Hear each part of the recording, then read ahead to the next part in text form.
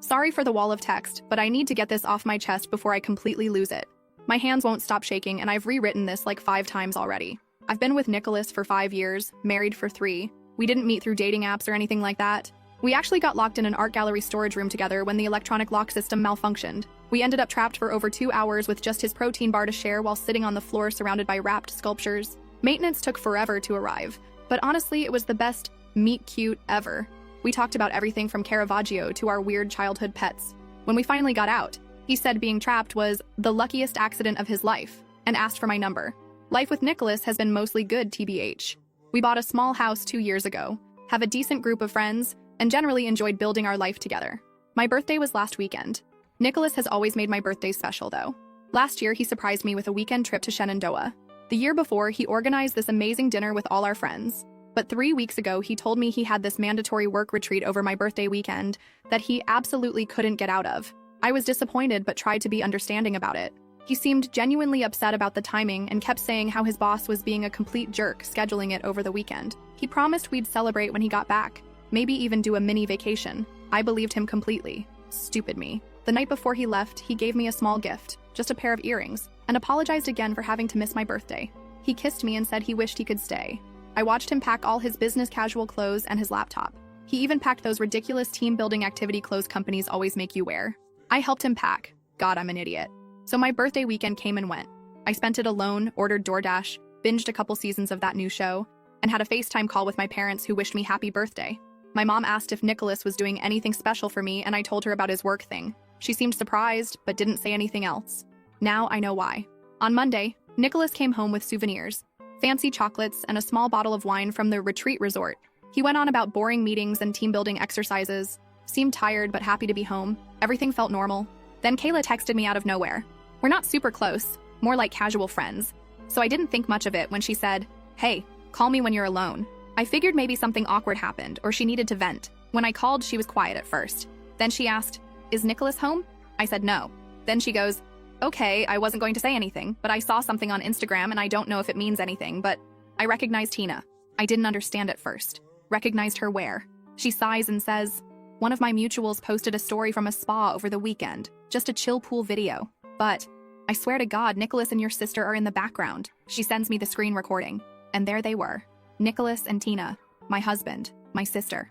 In the background, clear as fuck. His arm around her. She's leaning into him. He's rubbing her back. They're laughing, smiling, looking comfortable, looking happy. Like a damn couple. Meanwhile, I was home alone on my birthday, thinking he was at some mandatory work retreat. God, I'm such an idiot. I watched that 10-second clip on repeat. Couldn't believe what I was seeing, but it was them, 100%. No question. He wore that same stupid vest I helped him pack. She had on the earrings I gave her. You literally cannot make this up. And all this time, they were at a spa together, holding each other like nothing else in the world existed. Like I didn't exist. I don't even know what burned more, the cheating or the fact that they didn't even care enough to hide. He didn't slip up. He didn't make a mistake. He just didn't give a damn. And I would have never known. Not unless some girl Kayla barely knows happened to post a pool story at the exact wrong time for them. I checked our joint account and found a $1,200 withdrawal from the Friday before, nothing labeled as spa or travel. I checked his personal account that I sometimes access for emergencies, but it showed nothing unusual. Then I remembered my birthday money. My grandma had mailed me $800 in cash, like she does every year. I'd tucked it into my wallet to deposit later, but when I checked, it was gone. Suspicious, I called the spa pretending I needed a receipt for expense reporting. The woman on the phone was incredibly helpful. She looked up the reservation under Nicholas's name, confirmed the dates, and said it was for their romantic weekend package for 2. The total? $1,950, paid with $800 cash and $150 from a credit card. I realized then, the cash was my birthday money. The rest? That $1,200 withdrawal I saw on our joint account. He must have used that to pay off the credit card after the trip. He stole my freaking birthday money to take my sister to a spa resort over my birthday weekend. I waited until Nicholas got home. I showed him the videos Kayla sent me. His face went white, then red. He started with excuses.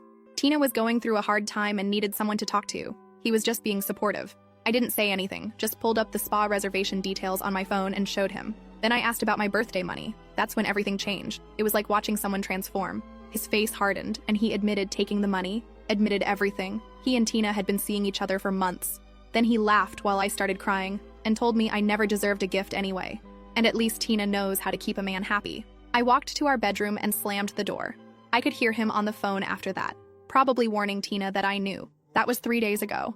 I haven't spoken a word to him since. He's tried talking to me, switching between angry defensiveness and half-assed apologies. This morning he left for work like everything's normal, but grabbed his jacket roughly when I wouldn't respond to his goodbye. I haven't called my parents or confronted Tina. I haven't told anyone except Reddit. I feel like I'm walking through someone else's life right now.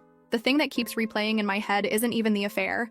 It's him stealing my birthday money for their romantic weekend. Who does that? When I think about it, my hands start shaking again and I want to throw something. Last night I found myself Googling divorce lawyers at 3 a.m. I've started screenshots of everything. The bank withdrawals, the resort confirmation, the photos, NGL. I have no idea what to do next. Should I confront my sister? Talk to my parents? Throw all his stuff on the lawn? Sorry for the super long post. I guess I just needed someone to hear this. Thanks for reading, if you made it this far. Any advice would be appreciated, especially from anyone who's been through something like this. First update. Hey, it's me again. I honestly didn't expect that many people to read or care about my first post. I wrote it at like 2 a.m., shaking and crying, just needing someone to hear me. I thought maybe a few strangers would say, that sucks, and I'd delete it in the morning. But the support, advice, and even just people validating that I'm not crazy, it meant a lot. Like, more than I can put into words. Anyway, it's been almost 2 weeks since I found out my husband was cheating on me with my sister. Still feels like I'm stuck in some weird nightmare. I said I'd update once I had a better idea of what I'm doing, so here we are. The first few days were a total blur. Nicholas and I were just existing in the same space, barely speaking. He kept trying to talk, saying, we need to have a conversation, or can we please just sit down? But I couldn't even look at him. I didn't want to hear more lies. I'd either walk away or pretend I had music in. I was numb. Then out of nowhere, my sister Tina texted me. Just this pathetic message.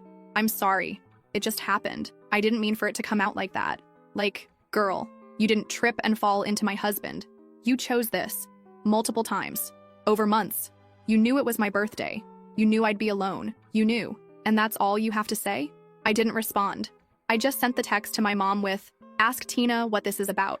I couldn't even deal with explaining everything yet, but I knew my mom would push her for answers. And wow, did she. Less than an hour later, my phone was lighting up nonstop. My mom, my dad, missed calls, texts, voicemails. I let it sit for a while, and then finally picked up. My mom was already crying when I answered.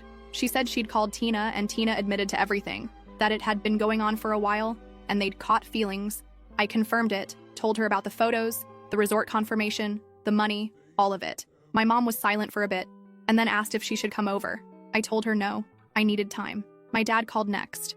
That one hit harder. He barely said anything, just asked if I was safe, if I needed money, anything. His voice cracked halfway through, and I just started sobbing. I hadn't cried all day, but something about hearing my dad sound broken just shattered me. A couple hours later, our family group chat blew up. Tina told everyone, tried to spin it like some tragic love story. We tried to fight it, and we didn't mean to hurt anyone. Robert, our older brother, absolutely ripped her apart, called her delusional and selfish. Mom sent like 6 shocked face emojis and nothing else. Dad said he was profoundly disappointed. I muted the chat. I couldn't handle more emotional whiplash. Anyway, around then, I decided I needed to get my shit together. I called a friend who works at our bank and told her, lightly, that things were rocky and I needed to understand our finances better. She helped me look through our accounts. And that's when I realized the spa weekend was just the tip of the iceberg. Nicholas has been sneaky for months. Little withdrawals marked groceries. But nothing new was ever in the fridge. Work travel that didn't match his actual calendar. Turns out he had 3 credit cards I never knew about, all in his name. And on 2 of them, he added me as an authorized user, but set the delivery of cards and notifications to go only to his email and mailing preferences. He even told the bank not to issue physical cards for the additional user for simplicity. I never got a card, never got a statement. Didn't even know that was possible. But when my friend at the bank helped me pull the records, there it all was.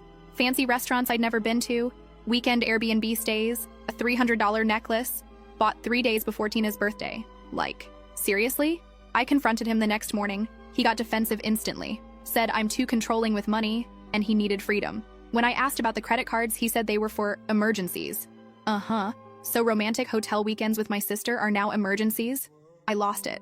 I threw his favorite mug against the wall, RIP Darth Vader mug. He called me insane and stormed out. Haven't really talked since, other than him yelling or pouting. I booked a consult with a divorce lawyer the next day. She was calm, kind, and incredibly helpful. Told me what documents to gather, advised me not to leave the house yet, and said to start tracking what was bought with joint funds versus personal gifts. It felt overwhelming, but at least it gave me something to do. I also went to urgent care and got tested for STIs. All came back negative, thankfully, but it was humiliating explaining why I needed the tests. While all this was going on, Nicholas started love-bombing me. Flowers, apologies. Let's go to therapy. We can get through this. When I didn't react, it flipped. Now I was not even trying. He'd go from fake sad to passive-aggressive to silent, depending on the hour. Then came the kicker. I came home early from work, power outage at the office, and heard him on the phone in the kitchen. He didn't hear me come in. He was telling Tina, just give her some space. I'm handling it. Once this blows over, we'll figure things out. I just walked in, grabbed my water bottle, and left. Didn't say a word. He knew I heard. He hung up fast, but didn't follow me. That night, I called my cousin Jason. He owns a rental house that's currently empty while he renovates. I didn't even get through the full story. He said, "It's yours. No pressure. Pay what you can." I cried again, but this time it was relief. Since then, I've been slowly moving stuff over while Nicholas is at work. Just the essentials for now. Documents, clothes, sentimental stuff. I've opened a new bank account at a completely different bank. I'm setting myself up to walk away clean. Last weekend, Nicholas ordered an expensive watch online, $2,100 paid for with our joint account. He claimed it was for work meetings to keep up appearances, but I knew it was just another attempt to stroke his ego in the middle of all this chaos. The delivery was scheduled for yesterday, when I'm usually at work, but I'd swapped shifts last minute and happened to be home when the courier rang the bell. I signed for the package and out of sheer curiosity and spite, opened it. And there it was, the shiny, absurdly overpriced watch.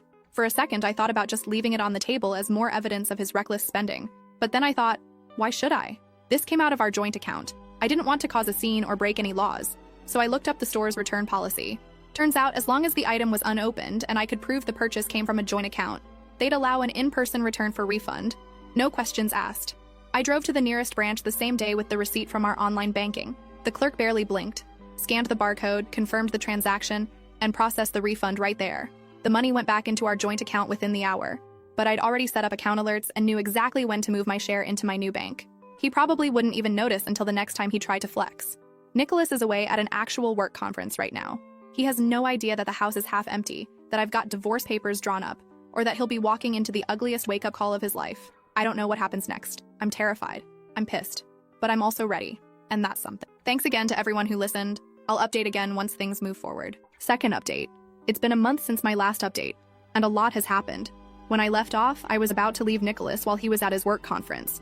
I'd moved most of my stuff to my cousin Jason's rental property, returned that expensive watch he'd ordered, and had divorce papers ready to go. Well, I did it, and the fallout has been intense. The morning Nicholas was due back, I did one final sweep of our house. I only took what was definitely mine and a few sentimental items we'd bought together that I couldn't bear to part with. I left all the furniture except my grandmother's antique reading chair that's been in my family for generations. I placed the divorce papers on the kitchen table with my note on top. "You were right. I don't know how to keep a man happy, but apparently, neither does my sister." Next to it, I left my house key and wedding ring. Then I walked out. For good.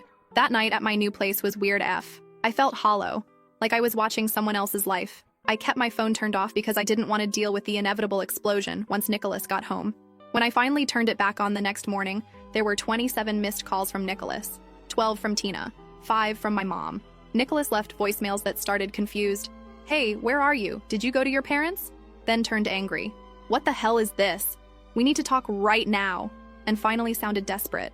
"Please call me back. We can work this out. I'm sorry, I made a mistake." Tina's messages were all about Nicholas pulling away from her and asking if I'd talk to him. She had no clue I'd left and served him with papers. My mom was just checking if I was okay after Nicholas called them looking for me. I texted mom that I was safe, but needed space. I didn't respond to Nicholas or Tina. Around noon, my lawyer emailed me. Nicholas had already contacted her office. She reminded me not to talk to him directly about anything related to the divorce and to forward any messages from him to her. Honestly, it was such a relief having that boundary. The next few days were a blur of logistics. Setting up utilities, changing my address everywhere, telling people at work about my new contact info. Nicholas kept switching between blowing up my phone and going silent for hours. I documented everything but didn't answer. Then came the first real surprise. 5 days after I left, Tina showed up at my workplace. I was walking to my car after my shift when I spotted her leaning against a lamppost in the parking lot, arms crossed, eyes red like she'd been crying. When she saw me, she straightened up and started walking over fast. I almost kept going. Every instinct told me to ignore her. But she called my name loud enough that a couple coworkers turned to look. "I didn't know where else to go," she said. She didn't outright ask for help. Instead, she launched into this rambling story about how Nicholas had stopped talking to her, how he'd promised her all these things and then bailed, how our parents were treating her like she didn't exist. "I know you hate me," she said, "but you don't get it. He used me too. I thought he actually cared. It wasn't an apology. It was her trying to make herself the victim again, like I'd somehow feel sorry for her. I could see it in her eyes. She wasn't here to fix things. She wanted me to tell her it wasn't her fault. When I didn't say anything, she stepped closer, voice dropping. "You're not the only one who got hurt, you know." I looked at her, really looked at her, and felt nothing. Not anger, not satisfaction at her suffering, not even pity, just emptiness. I told her I couldn't help her and that she should call our brother Robert. When she tried to grab my arm, I yanked it away hard enough that she stumbled backward. Then I got in my car and drove away. Later that night, she texted from a new number. "He's changed. I think he still loves you. We made a mistake." I stared at that message for like 20 minutes. Then I took a screenshot and sent it to Nicholas without any comment. He called immediately, but I didn't answer. An hour later, he texted, "It wasn't like that. She's lying. I never loved her. It was just physical. Please talk to me." I forwarded that message to Tina without comment too. Maybe that was petty, but I wanted them both to see what the other was saying. I wanted them to feel a fraction of the betrayal I felt. A week later, I was served with Nicholas's response to my divorce filing. He was contesting everything: property division, the grounds for divorce, even claiming I had abandoned the marital home. My lawyer said this was typical as an initial negotiation tactic and not to worry. What Nicholas didn't know was that I had documented everything meticulously. Every sketchy financial transaction, every text message, photos of him and Tina together, recordings of his admissions, statements from witnesses. My lawyer seemed super confident we had a solid case. 2 weeks after I left, I finally met with my parents. They looked exhausted. Dad hugged me for so long when I arrived. Mom kept wiping tears. They told me they'd had several conversations with Tina. She was staying with Robert temporarily, but it wasn't going well. Apparently, she kept insisting that she and Nicholas had a real connection and that everyone was overreacting. My brother's wife was apparently ready to throw Tina out herself. I told my parents about the divorce proceedings and my new place. I assured them I was okay financially and emotionally. Kind of a lie, but they had enough to worry about. Dad surprised me by saying they'd already spoken to a family lawyer about removing Tina from their will. I told them that wasn't necessary. She was still their daughter. But Dad was firm. He said actions have consequences, and they raised us both better than this. 3 weeks after leaving, I learned through my lawyer that Nicholas had withdrawn a large sum from our joint savings account, about $7,000. Luckily, I'd already moved most of my share to my new account, but it still felt like another violation. My lawyer immediately filed motions to freeze the remaining joint assets and for temporary financial orders. The court date was set for the following week, but 2 days before, Nicholas's lawyer contacted mine. Suddenly, he wanted to negotiate. No court, no fight. He would agree to my proposed property division if I would agree to keep the reason for divorce private rather than citing adultery specifically. My lawyer advised me this was a good deal. I'd get what I wanted financially without a long court battle. But something felt off. Why the sudden change? Why was he so concerned about the public record? I asked for time to think about it. That evening, I got a text from an unknown number. Tina using a friend's phone. Nicholas's boss found out about us. He's in trouble at work. Please don't make things worse for him. And there it was. Nicholas's work had a strict policy about personal conduct, especially for someone in his position. If the divorce cited adultery with specific details, it could affect his job. That's why he suddenly wanted to settle. I told my lawyer I would agree to the terms with one addition. Nicholas would be responsible for all legal fees, including mine. His lawyer countered, we negotiated, and finally settled on him paying 80% of all fees. The papers would be signed the following week. Yesterday was actually the first day I didn't cry at all. Not once. I went to work, had lunch with a coworker, came home, made dinner, watched a show, and went to bed. Normal things. Small things. But they felt like victories. This morning, I woke up to 15 missed calls from that same unknown number Tina had been using. I haven't listened to any of the voicemails. I don't need to hear her excuses anymore. This afternoon, I was grocery shopping when I got an email from Nicholas's company. Not directly from HR, but from their legal department. Apparently, Nicholas told them I was spreading false rumors about him at work, including claims of infidelity. The email was framed like a basic fact check. They said they were conducting an internal review and wanted to confirm whether certain allegations were true. I stared at that email in the middle of the cereal aisle for so long. An employee asked me if I was okay. When I got home, I sent the email to my lawyer immediately. She called me 10 minutes later and said we'd respond officially, but carefully. Together, we drafted a brief statement confirming that I had filed for divorce based on clear evidence of infidelity and that I had no involvement in spreading personal information at his workplace. We attached screenshots and a redacted version of the spa receipt, just enough to make the point. We kept it factual, professional, and short. An hour later, we got the standard out-of-office reply. So now I wait. My brother Robert called this evening to check on me and mentioned that Tina had finally moved out of his house yesterday. Tina's now staying with a friend, though Robert doesn't know which one. He said she left a mess in their guest room, stained sheets, makeup all over the bathroom counter, and even a small burn on the carpet from a straightening iron. While we were talking, I got a notification that Nicholas had posted on Instagram for the first time in weeks. It was a photo of a whiskey glass with some deep quote about weathering storms and finding yourself. I almost laughed. What's wild is that 6 weeks ago, that post would have devastated me. Now it just seems pathetic. The man who laughed while I cried, who stole my birthday money to cheat with my sister, who told me I didn't deserve gifts. Now he's posting sad boy content on social media. I'm still staying at Jason's rental place, but I've started looking for my own apartment. I've been browsing FB Marketplace for secondhand furniture and signed up for one of those meal kit services so I'm not just eating takeout every night. Tomorrow, I have a meeting with my lawyer to review the final settlement agreement before Nicholas signs it next week. She thinks we've covered everything, but wants to double-check there are no surprise assets or debts we've missed. I know the road ahead is still long. The divorce will take time to finalize completely. Nicholas and Tina wanted to play adult games. Now they're facing adult consequences, and that feels like justice. Last update. So many of you have DM'd asking for updates, and I've been meaning to post one for a while. I promised a final update once things were settled, so here goes. First off, the divorce was finalized last month. Nicholas eventually stopped contesting everything once his company started investigating him. In the end, our assets were divided mostly as I initially proposed.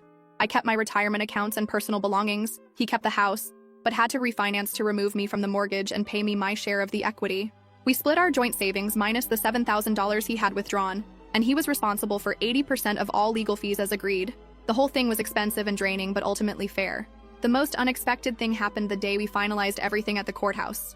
Nicholas asked through his lawyer if we could talk for 5 minutes. My lawyer advised against it, but I was curious what he could possibly have to say, so I agreed as long as we stayed in the courthouse with security nearby. He started by saying he wasn't trying to win me back, but he needed me to know he recognized how badly he messed up. He asked if we could eventually be on speaking terms. I said probably not, but that I wished him well. That last part wasn't entirely true. I don't wish him ill exactly, but I don't particularly wish him well either. I just want him to stay in my past. As for Tina, that's more complicated. After getting kicked out of Robert Place, she bounced between friends' couches for a while. Most of them got sick of her after a couple weeks. According to my mom, she'd stay up late drinking wine and crying about how unfair everything was, but wouldn't actually do anything to improve her situation. She eventually moved back in with our parents about 3 months ago. Mom says it's been super tense. Dad barely speaks to her, and Mom is caught in the middle trying to keep peace in the house. Tina found a job at some call center and is supposedly saving for her own place, but the progress is snail slow. I guess it's hard to save when you spend half your paycheck on Sephora orders and Uber Eats. We still haven't spoken directly since that day in the parking lot at my work. She sent countless texts from various numbers after I kept blocking her. They've evolved from defensive, "You don't understand what Nicholas and I had," to desperate, "Please talk to me, I miss my sister," to resigned, "I know you'll probably hate me forever." I haven't responded to any of them. My extended family knows something happened between Tina and me, but not all the details. Most haven't pried, though my grandma, the one who sent the birthday money Nicholas stole, cornered me at Christmas and told me that whatever Tina did, I should remember that forgiveness heals the forgiver more than the forgiven. I nodded and changed the subject. Love Grandma, but she doesn't understand that some betrayals can't just be forgiven with a hug and a prayer. As for me, I'm doing okay. Better than okay sometimes. I found my own apartment 2 months ago.